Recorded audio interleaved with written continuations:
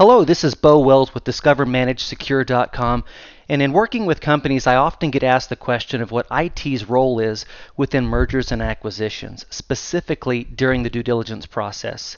And I've broken it down into three areas that I think we should focus on in order to be able to make sure that we're properly enabling the process. So first is, of course, maintaining the business's momentum. If the business we're working at merging with or acquiring is not maintained as a viable and profitable business, it's probably not worth the activities that we're going through at that point in time. So how do we do this? So first of all, it's about understanding the critical services that the business needs to run on.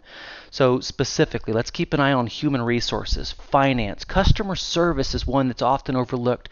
Let's make sure that our customers who are going to see this activity and see the transition, potentially even a rebranding of our company, we need to make sure that we're going out and we're maintaining a high level of customer service so that it's seen as a good transition and it's not detrimental to our existing business. Of course, product provisioning. We want to make sure that people can continue to purchase our product and that our logistics continue to function properly as we're beginning to move and potentially move warehouses, move manufacturing facilities, move development facilities, etc. We need to make sure that as we're doing that we're maintaining the ability for the business to proceed. And then, of course, collaboration is huge, not only within the company that we're acquiring and our own company, but the ability for the two to collaborate together. Of course, we want to be careful about how we do that so we're not tipping our hat. Certainly, we don't want to open up the address books of the other company that we're potentially looking at the activities with. So just some basic no-brainers on that. And of course, maintaining connectivity is always critical. And then, of course, understanding the technical infrastructure. If we're going to be bringing these applications within our organization, first of all, of course, we need to look at those applications and find out which ones will need to be maintained permanently, but also the technical infrastructure. This is a large area that we can use to go out and save money. But of course, we need to maintain that infrastructure while we're going through the actual merging process. Then, of course, determining how these items are tracked. How do we know that we're maintaining the appropriate levels of these applications and this infrastructure? So being able to understand where our metrics are coming from. And the most commonly overlooked portion of maintaining that business's momentum is maintaining the back office support. So your IT support desk, the application support specialists, and of course infrastructure support. So of course the most visible portion of an M&A activity is the actual financial risk that it presents to the business. And this is something that we certainly want to go out and take a look at, both from the tangible items as well as the intangible items, such as the contracts and, of course, maintaining the staffing. So, number one, identify the leadership that you're going to be working with. You really do need to embrace that asset manager that they have within that company.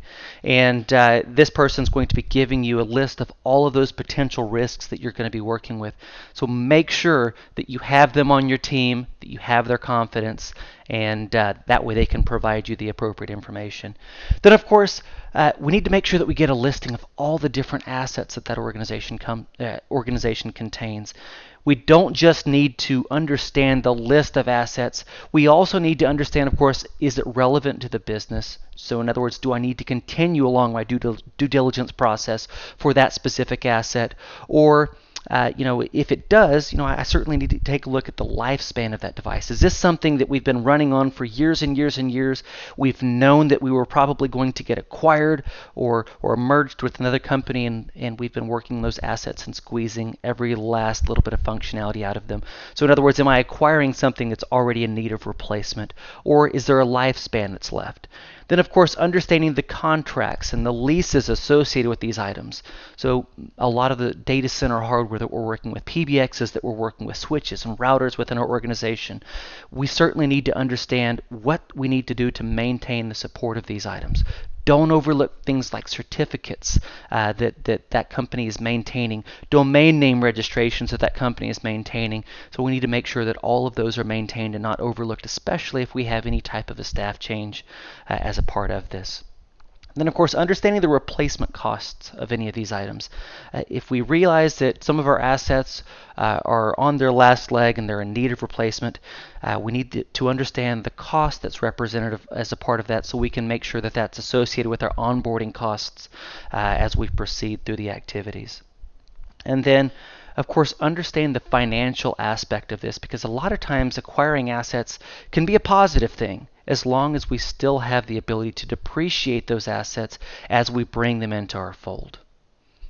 Now, there's also soft assets that we need to take a look at, and we need to view the list of all the different software assets that we have within the organization, both from the endpoint perspective, actually on the desktops, the laptops, and don't overlook mobile devices these days, as well as even the ruggedized devices that our task workers are out there using.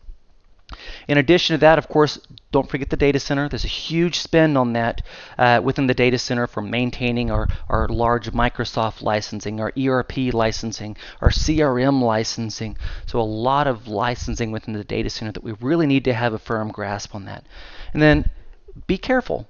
A lot of those licenses are not transferable, or at least there is a penalty if they're transferred throughout an M&A activity. This is something that a lot of software companies will put inside of your EULA, and it's something that's often overlooked because when you go out and acquire additional software, you're probably not thinking about going through these types of activities.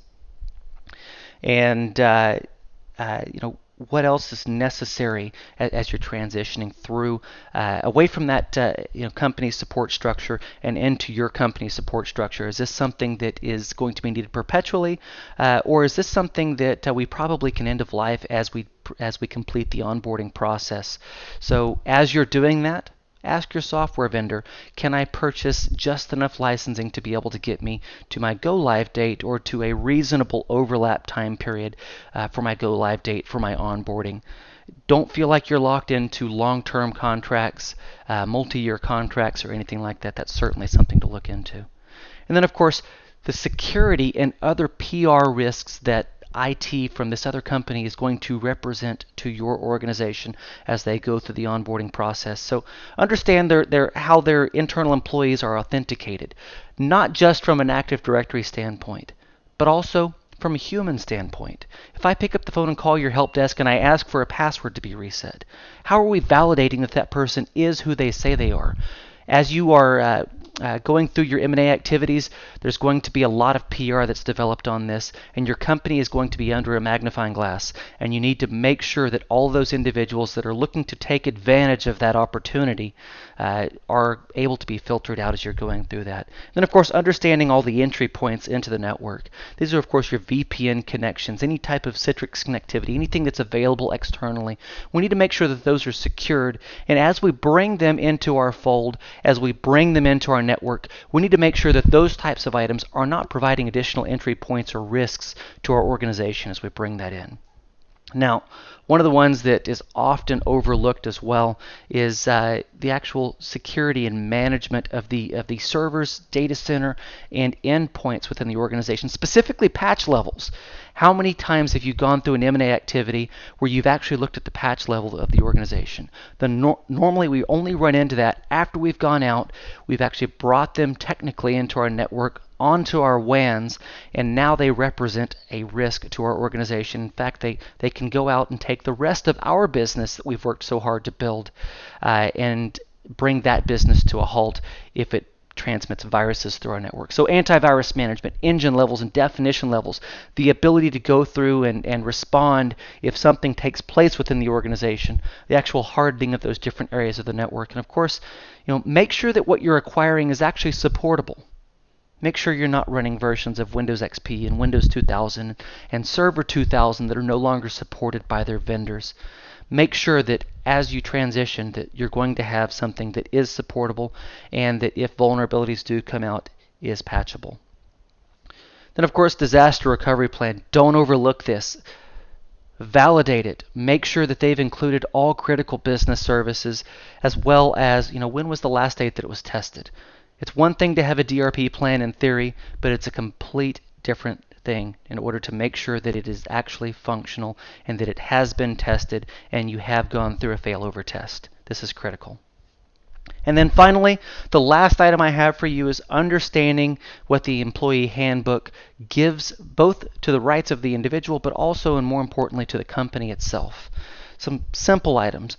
There's a lot of turnover through M&A activities, and we want to make sure that there's a lot of assets that we're going through and we're getting lists of. We want to make sure what rights the company has as individuals leave our organization in order to be able to make sure that we're maintaining the assets that they have possession of. Do you have the right to withhold the last paycheck to be able to have a reason for that employee to bring those items back? There's a lot of people that aren't going to be happy with these activities, no matter how positive they may be for the organization. So make sure that you have the ability to recover and give the employee a reason to bring those items back. And then, of course, what are your privacy rights? And what other rights are needed throughout those activities? So guys, once again, my name is Bo Wells. You can follow me on Twitter at BoJWells, and of course on LinkedIn at BoJWells. But otherwise, please follow me. I've got other articles as well as this article, as well as the decks available throughout these presentations, available at discovermanagesecure.com.